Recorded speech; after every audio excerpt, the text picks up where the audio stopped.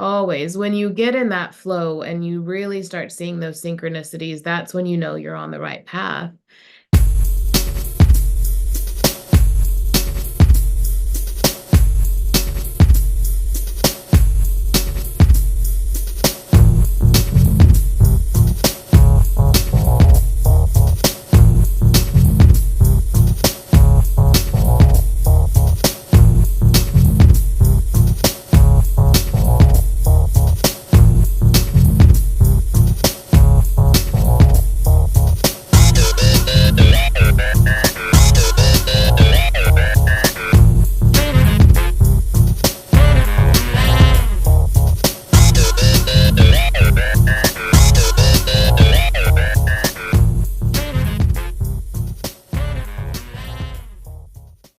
Welcome to Super Normalized, the podcast where we challenge the conventional, break boundaries, and normalize the seemingly supernatural. Join me, CJ Barnaby, in the liminalist space to explore less charted realms of existence and to unravel the mysteries of life experience. Each episode, I'm blessed with the opportunity to talk to regular people from across the world where they openly share their understanding and wisdom in service to others. If you're looking to upgrade your life, you've come to the right place. Be sure to like and subscribe, and I'll bring you great transforming conversations each week. My treasured viewers and listeners, if you have a life story or healing modality or unique knowledge that you'd love to share, reach out to me at supernormalized@proton.me. Let's together embrace acceptance of the supernatural and unusual, what it really is, completely normal.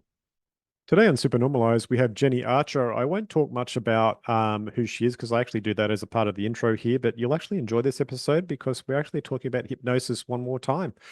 And Jeni has a similar process to the detail that I got talked to Craig Merriweather in the last session. So you'll find that actually quite interesting, and also her understanding of it and how it actually works for people. So enjoy the show. Welcome to Super Normalized, Jeni Archer. Jeni runs a business called Integrated Soul, and she's a certified hypnotherapist and intuitive integration guide who helps people to uncover their inner wisdom through transpersonal hypnotherapy. Welcome to the show, Jeni. Thank you. It's wonderful to be here.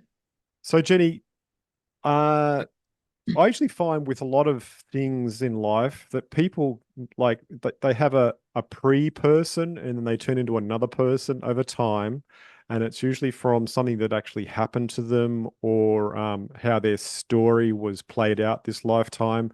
I mean, we all seem to decide on what lives we're going to have before we get here. And then we're like, it's like we're reading a travel brochure on the other side and like, oh, that's great. Next minute we're born and then we're going through everything. So Yeah. what's your story? I mean, how did you become who you are today? So it's a little bit of a winding story. I was always kind of an intuitive child. I could see things and hear things and understand things from a young age that in the tradition I was brought up in was considered to be something evil because I was raised in a deeply evangelical culture. So for me, that was kind of something that I struggled with for a while. And then, middle school, high school hit and the rebellion phase hit. And I decided, well, if that's what it is, that's what it is, because I can't turn it off. Um, So and so what was happening with that? I mean, because obviously you must have had your intuition speaking to you. yes. Yeah, right. So from my earliest memory, I saw this figure that stood over my bed, and Yeah. I came to research it in my adulthood and found out that many, many children all over the world see this. It's like this hooded figure in a black robe with red eyes, and it tends to show up to children that go on later to have intuitive abilities. Oh. So I'm not sure what the connection is, but um, Okay, well that's interesting you say that because it actually just it triggered a memory for me when I was about I think it was about 6 or 7 years old, and I'd moved to a new school in a new city and made some friends, and one of them said, "Why don't you stay over?" So I stayed over their place, and when we went to bed, I was in a room and, obviously all unfamiliar places and everything. And I was felt this presence in the room, and I rolled over and looked up, and there was a huge being standing there, like Mm. shadowy being, all black. Yep. Um, but there felt like there was a protective sort of element to it, and it was benevolent. I was like, oh, that's a bit scary, but it seems to be okay. And I went back to Yeah. sleep. I didn't think anything of it, but you just Yeah. triggered that memory then. I was like, what? No, I Oh, remember that. yeah. That's Yeah. cool. Yeah. It's actually really, really common. I kind of told it to go away when I turned 9 and then I never saw it again. I just Okay. said, that's enough. I don't want you here anymore. Um, but still I could know things that were going to happen. I would kind of be just connected in a different way. So, then I spent most of my adulthood trying to be normal, and trying to push that down. But in 2011, I talk about breaking my own heart. I had a spinal Mm. cord injury at the level of my heart chakra that ended up, there was a tumor there. And when they removed it, I was paralyzed for a year. And it really shifted everything for me. I think I put that in my path where if I hadn't gotten it together by then to be authentic, I was going to make myself sit down and think about my life and Mm. really know what's important. So that kind of opened me to, okay, we're just going to let all of this come in and we're going to do what we're meant to do, which is help people and just be who we are. That would have been a very heavy challenge to have that happen to you. Yeah, it was. And I had two very small children at the time. Oh, So wow. it was a deep learning. Mm, I came out of that on the other side knowing exactly what was important and exactly who I was and who I wanted to be and mm. what I wanted to do with my life. Right. Sounds like that level of surrender actually forced you to change. Absolutely. Mm. Absolutely. And then how did that manifest over that year? I mean, what did you have experiences like, when you were laying there and Yes, there was a lot of well, there was a lot of grief and a lot of cutting off of pieces, but then as I began to surrender to the process and go, okay, because I've always looked at things as why would I have put this in my life instead of why is this happening to me? So when I examined it as why would I have done this or chosen this and started to meditate on that because what else was I going to do? I couldn't go anywhere and just sit with that, it really came to me like you have not been being authentic your whole life, and you need to really align yourself with where you're meant to be, what you're supposed to be doing. You're supposed to be helping people, and you're choosing not to, and oh, you need to fix that. okay. And did you actually get intuitive ideas on how that would actually play out for you? No, so my relationship with spirit has always been very cheeky. So I know what is going to happen. The details are none of my business. I never know how it's going to happen. So I knew I would be in a healing kind of profession. I had no idea how I was going to get there. Okay. And Yeah. then, so did you actually have like sort of synchronous events and coincidences that sort of played out from there that actually led you to where you are now? Always, always. When you get in that flow and you really start seeing those synchronicities, that's when you know you're on the right path.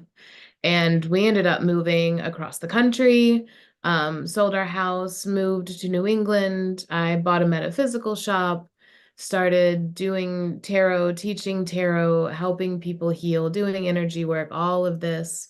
Um, but the retail side of that became a lot for me personally.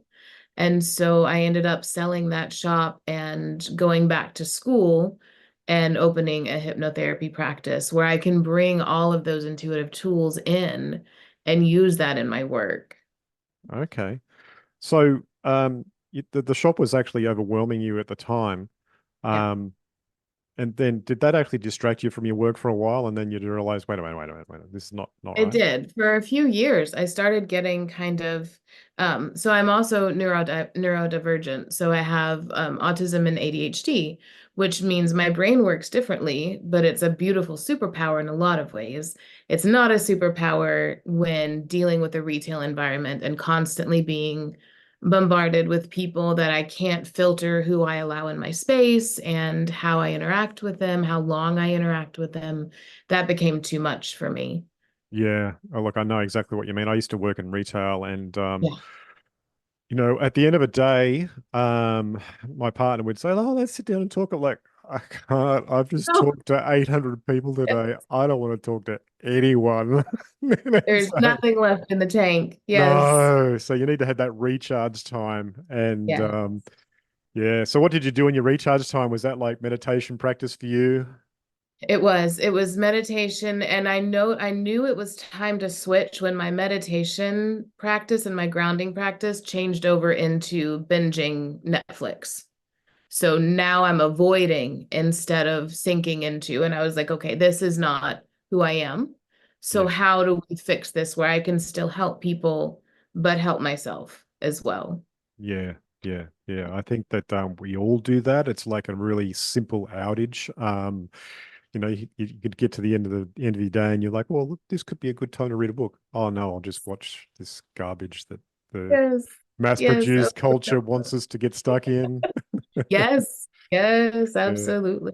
yeah. And they've got those tricky formulas where you get to the end of every episode and they Mm. leave you on a cliffhanger, like, oh, I gotta watch the next one now. Just one more. Just Just one one more. more, just one more. I want to Yeah. know what happens.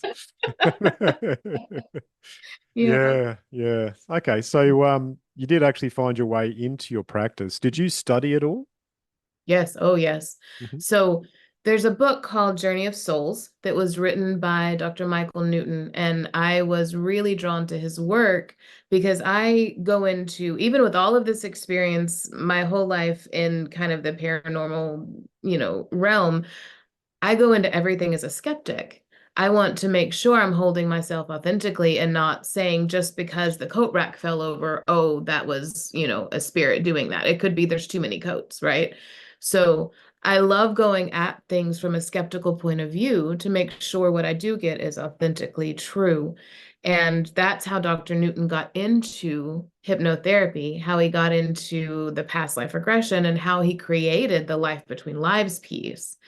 And when I decided this was where I wanted to go, I wanted to train with someone from the Newton Institute. And I Mm, was lucky enough to study under Bryn Blankenship, who was one of Dr. Newton's top students and actually helped him found the Newton Institute. So mm. I was fortunate enough to train under her in both clinical hypnotherapy and the past life, the regression piece. Okay. So what sort of clinical hypnotherapy are we talking about here? Is that based around Ericksonian hypnosis as well?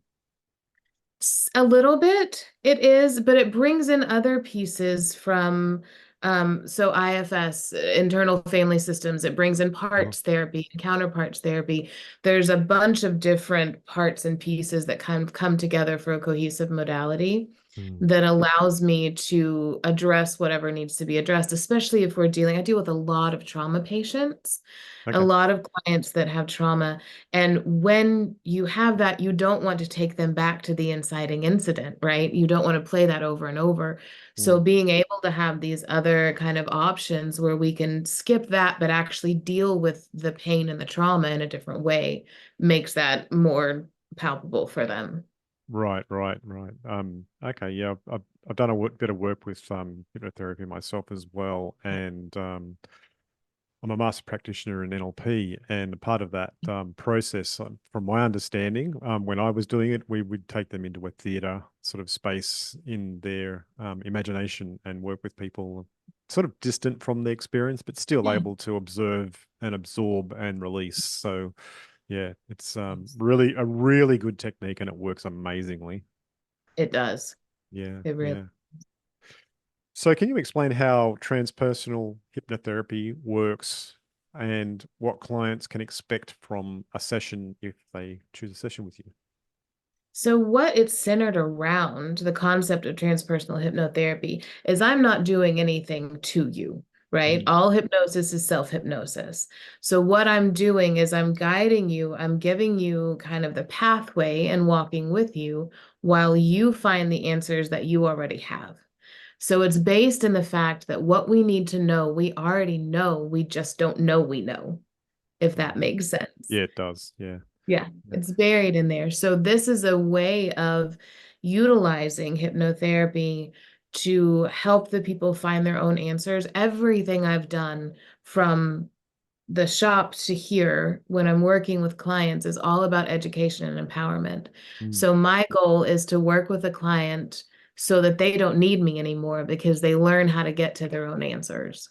Right, right, right. Yeah, I found when working with people in the past that often what happens is when you're having just a conversation, people are actually saying what they need, but they can't Yes. even hear it themselves. That's the Yes. trick, right? Yes. It's that ability to take that and show them themselves Mm, and let them see that kind of mirrored. Yeah. mm. Now, you did mention that you used tarot in the past. Do you still use tarot as a part of your work? I do. I do. I still offer tarot readings. I teach tarot. I find it to be a fascinating way for energy to connect and to find show the mystery because we don't know how it works. No one knows how it works. You know, the cards show what they need to show. The person who's interpreting is given the energy from the person who's sitting for the reading, and somehow it comes up and tells them exactly what they need to hear. Yeah, I like to imagine that the universe actually has a divine plan in everything. And so what happens is when you pick up those cards and you put them out in front of you, that's the story that you need to listen to at that Yes, time. And yes. sometimes you don't want to hear that, you know. A lot of times. But but Yeah. often I find it's right on point. It's like it's Yes, it's uncanny, but you know, if the universe is, you know, as I imagine it to be a conscious being, of course it's going to be able to talk through everything.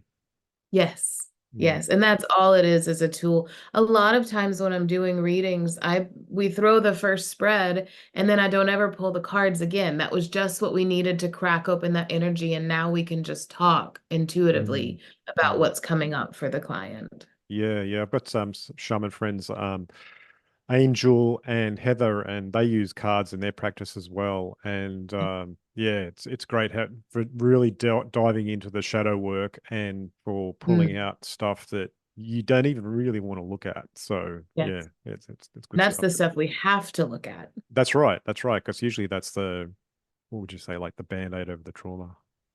Yeah, it is. And it's what covers that. And if we can't rip that off, we're not going to figure out how to heal what's underneath it. Yeah, yeah. So what common barriers do you find people face when they're trying to access their inner wisdom? Self-doubt comes up a lot. There's a lot, especially I work with a ton of women, and a lot of women are socialized to not feel worthy of healing, to not feel like they've earned their position enough to be able to heal. Oh, I'm just supposed to push that down and help other people. I'm supposed to push that down. And so we come up against that in all genders, but I find it a lot with the women that I work with. Um, Also, fear. There's a deep-seated fear sometimes around hypnosis.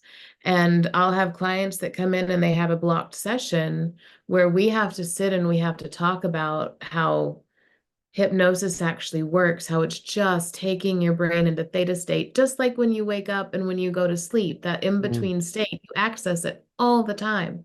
There's no okay. danger there. And to help them understand they're not going to tell me anything they don't want to tell me. I'm not going to pull out all of their deepest, darkest secrets, that they still have control over their conscious mind enough, whether they want to divulge information or not. Mm, And mm, so I work a lot with people around the fear of releasing that control. yeah, sometimes you can even work with people and get them to tell themselves rather than tell you, and then Yes. and then they Yes. actually get to hear it, and you don't need to hear it; they just need to hear it, and Yes. And that's yeah, what matters. yeah, and they Yeah. can get the message in any way that they need to. Yeah. Yeah, yeah. Hey everyone, I'm excited to share that you can now support the show on Patreon. Go to patreon.com/supernormalized. Your contributions help me to create even more amazing content.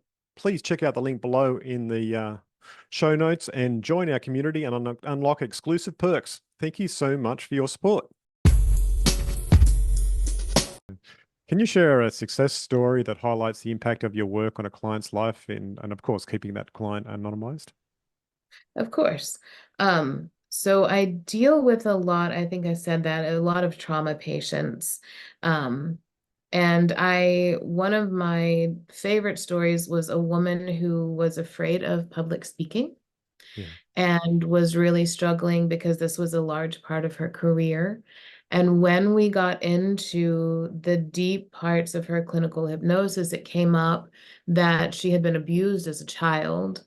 Um, and told to keep quiet about it.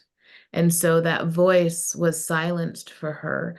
And in working through that, it had nothing to do with public speaking at all, or the fear of standing up before people. It went back to that incident. And so being able to pull that up, to pull up that little child, to pull that piece out of her subconscious as a part and talk to her and find out what she needed to feel safe and heard and what she needed to feel valued to stand up for herself and speak up for herself. And we worked through all of this in 2 sessions, and she's doing public speaking and loving it and having a great time, and no more shakes, no more nervousness or sweating. It's just, tiny things like that that can make such a huge impact on the rest of your life. And you Mm. don't even know why it's happening to you until you get into that subconscious space and your subconscious goes, here, this is what's really happening. And then that's what we work on helping them heal. Yeah, yeah. I find even for myself with this sort of thing with a blockage that it's often like a security sort of lock on the actual experience. And Yeah. then once take that lock off and it's released and cast away into the void, Yes. then, Yes. then everything is much better. Yes. Mm. Absolutely. So Absolutely. go ahead. Well, I was going to say, and there's, with past life regression, you have people that have healed things in this incarnation and can't figure out why it's still there. And then you do, because I always suggest a clinical regression before a past life regression. Let's deal with what's happening here and now, Okay. unless they're just coming for curiosity's sake. If they're coming to find out who they were and what they did in a past life, then we just go straight into it. That's wonderful. If they're coming because they have an incredible fear of water and they think it stems from a past life, I want to do a clinical regression first. Let's deal with what's in this incarnation. And then once that is healed and dealt with, then we'll go into the past life and see if it shows up there.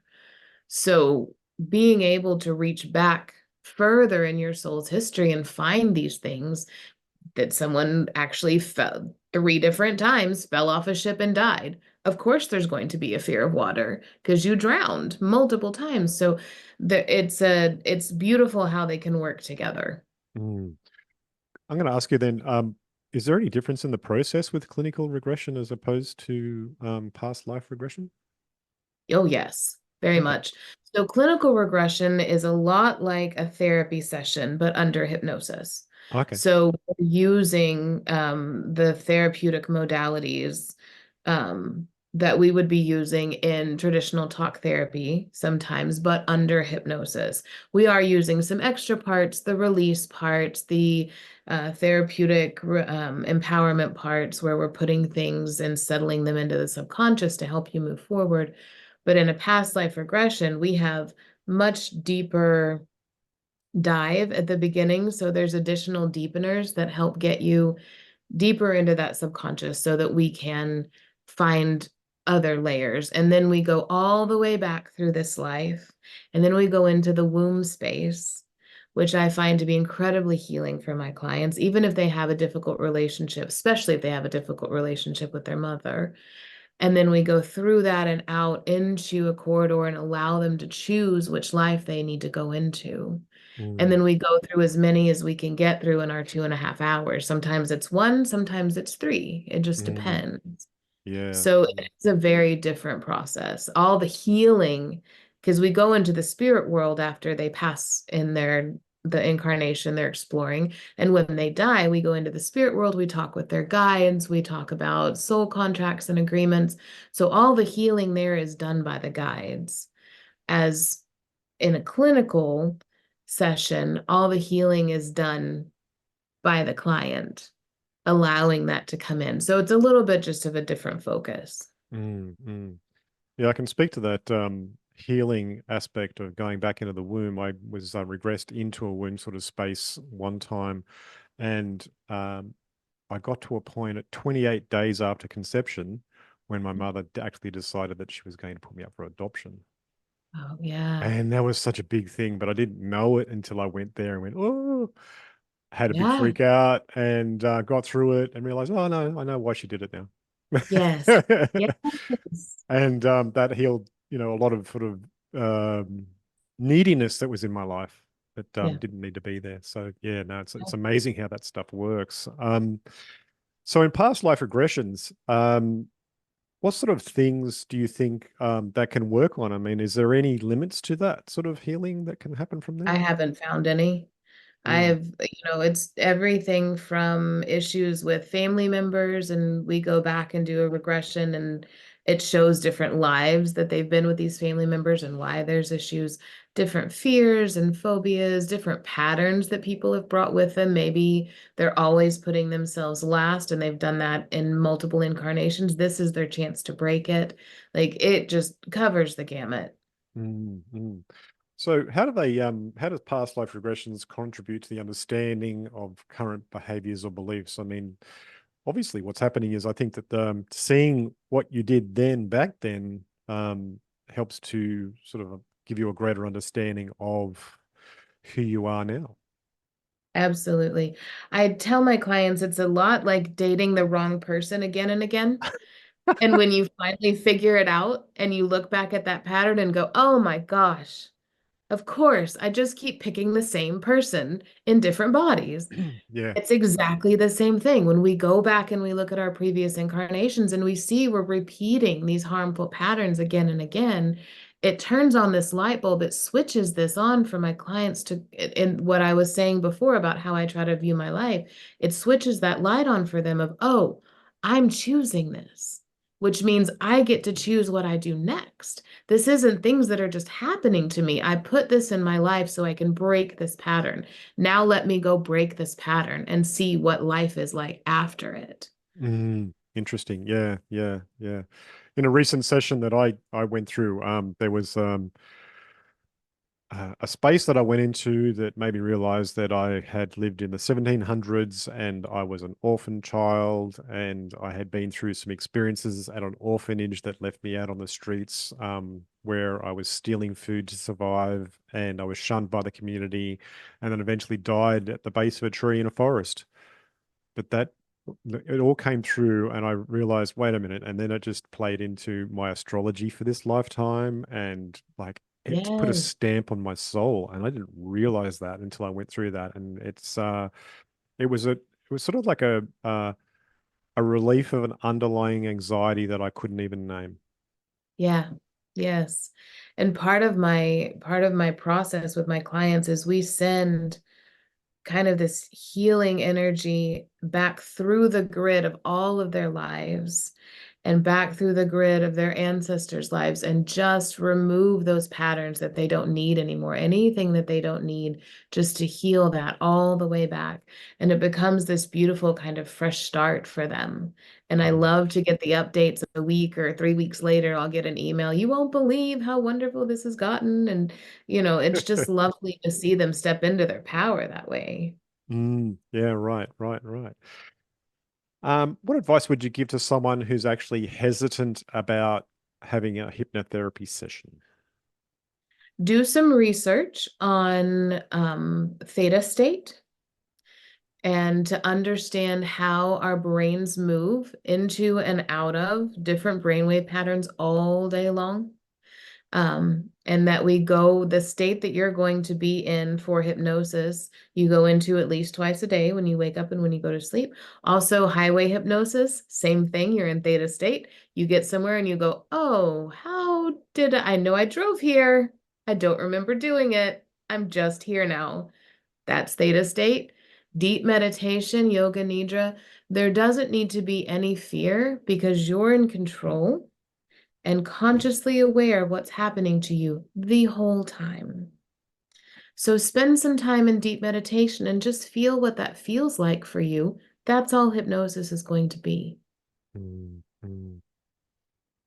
mm. What What would you say hypnosis actually is for people? I mean, what do you think that experience is?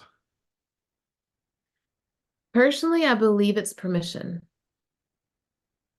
I think it puts them in a relaxed state where they have permission to feel what they're feeling anyway, and permission to work on those things. A lot of times, things that they would not say in a conscious state, when they get in a subconscious state, they're comfortable saying it because they're relaxed and they're calm and their nervous system isn't going 5 million miles an hour trying to go, no, no, no, don't talk about that. Don't talk about that. That part hurts. When you're in that beautiful, relaxed subconscious state, I think you have a deeper connection with your higher self to go, no, I'm safe. This is okay to talk about. This is how we get better. And so I think hypnosis is permission. Mm, nice, nice. In what ways do you see your work evolving in the future? So I remember I said I have a cheeky relationship with spirit. So lately I've been being nudged um, to bring my energy healing work back into my practice, which is not something I had ever planned to do. And to kind of switch it up a little bit, I've always worked above the body in the auric space, and I'm being kind of led to do it a little bit more hands-on, a little bit different kind of healing. And I'm being pulled to develop my mediumship and work on adding that into my practice as well. So, as spirit does, it's very clear that I can go kicking and screaming, or I can, go gently into the next phase. Um, remains to be seen which one of those I choose. Uh, but I'll get there one way or the other. That's how that works. What shape do you think your mediumship will take in your process? Oh, I have no idea. It's something that I've pushed off for a long time because I don't ever want to not be able to help someone. And spirits only talk when they want to talk, and you can't do anything about that. So I have to work through, I think, my expectations of myself of being able to sit across from someone who's so excited to hear from their loved one and say, I'm sorry, they're not showing up. I can't do anything to control that. I can't make them be there and connect. So I think there's a piece of that that I'm still kind of working through. But I think it's going to become, I think all of the modalities that I use are going to be fused a little bit, and it's going to become a bit of a hybrid kind of session. Because when I do energy work, I end up getting, spirits come in and talk to me about the person I'm working on. So I think there's going to be kind of some hybridization there. Yeah, when my wife works with people, she's a bit of a shaman. Um, she finds that when she's working with people and doing some healing work on them, and they're on the table, something just pops in her head, and she's just got to say it, and she blurts it Yep. out, and usually it's really always on point for what they wanted Yeah. to hear or what they needed at that time. Or she might be just guided, "Oh, go to this point on the body and press there," and Mhm. Yep. things change, and Exactly. she says, I don't know where this comes from, but it's just coming. So she knows what to do, Exactly. which is, it's really cool how that works, isn't it? Yeah, it is. It's fascinating. And the more you kind of just surrender to that, Mm, the louder it gets and the more help you can give people. yeah. So, yeah, just you don't always know where it comes from, and that's really none of your business. Your business is to help the person in front of you. Yeah, that's right. That's right. How can individuals incorporate self-discovery practices into their daily lives outside of your sessions? Mm. Meditation, I love meditation, but not so as someone with ADHD and a neurosparkly brain, it is very, very difficult to be still and do that kind of meditation. You're thinking of like the lotus position and the oming, and I love that stuff. That's great, but a lot of times that won't work. So all meditation really is focusing on a single point. So if you can just focus on your breath and bring your attention back to your breath every time it wanders off like a naughty toddler, just bring that attention back to your breath. You're meditating. And what that does is it connects you with yourself. It connects you with your own being in your body, and it allows your mind to kind of center. And other than that, putting your feet in the grass, touch the dirt, get your feet dug down in the grass, and really feel that connection with the earth and let that ground you. And those two things combined really kind of open the space then for that self-discovery to come in, because it's not something you can go out and find. It's something you have to sit still and hear. Yeah, yeah, yeah. Yeah, it speaks to being like in a space of mindfulness about your life process and the benefits of that. Yes. Yeah, Mm, the old adage, when you're doing the dishes, do the dishes. When you're eating, eat. Be present in the thing that you're doing. mm. You did mention that your early life was pretty much a forced spiritual path. Did that Yes. like, do you actually still have a faith, and has that faith changed over time? Oh, yes, the faith is very, very different. Um, I know what I know, and I'm okay with what I know. And I don't need to search out answers from anyone else. I think religion has its place. I think for the people that are concerned that if we don't have a strict religion, then people will go out murdering others and all of these horrible things. If you need that to keep you from doing those things, please, please, please stay in the pews. Um, Very important, right? But if you are in a space where you can listen to your own intuition and you can listen to yourself and recognize how deeply connected we all are with each other, with nature around us, with spirit, how deeply connected, that is what I consider to be the creator force. It's Mm, all of us together. We're just fractals of love yeah, that are out here bouncing around and trying to learn things. absolutely. Yeah, for sure, for sure. When you work with people, do you work in person, and do you also work on Zoom sessions or anything like that? Yes, I do both. I have in-person sessions, but I my practice is in a tiny little town in New Hampshire in the United States. So um, it is centrally located. I'm only about an hour from Boston, so it's not that far. But I work with people all over the country via Zoom, and those sessions work just as well as an in-person session. Yeah, that's right. Yeah, yeah. Yeah. My last session was actually via Zoom Yeah. to my friend Craig in Arizona, and that was Yeah. wild. I was blown away at how deep that was. Yes. And I think for some people, they're a lot more comfortable in their own space Oh, when they're able definitely. to be, in their what's familiar to them. Yeah, I think it's easier when you actually are in your own home space for sure Yeah. in that case. Yeah, yeah. So what message do you hope to convey through your work at the Integrated Soul? That you have your answers. You have your answers within you. You know who you are. Sometimes you just need to be helped to remember. Mm, that's sweet. Sweet and succinct. I like that. So, Jenny, how can people find you and enjoy your services? So you can find me on my website, which is theintegratedsoul.net. And it has all kinds of information. If you have doubts about hypnosis, there's all kinds of great information there. You can read about it. If you want to book, there's a booking website you can click on directly off of my main webpage. I'm on Facebook at The Integrated Soul and also on Instagram. I'm not a huge social media person. That's just not kind of where my energy flourishes. But you can find me most often at the website.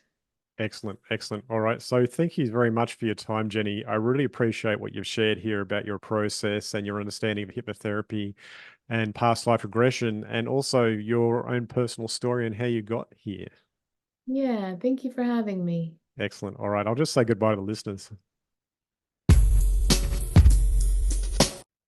Well, that was a nice episode with Jenny, and sometimes shows are short, and this one was actually very nicely dense with information.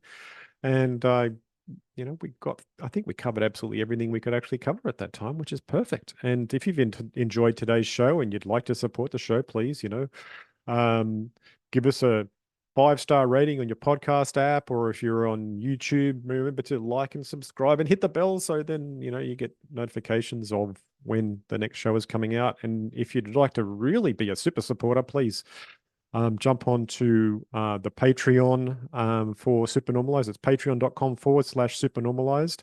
And you'll get perks for being a supporter of the show. That'd be really, really cool if you could do that. And yeah, thank you so much for listening. And until next episode, it's bye for now.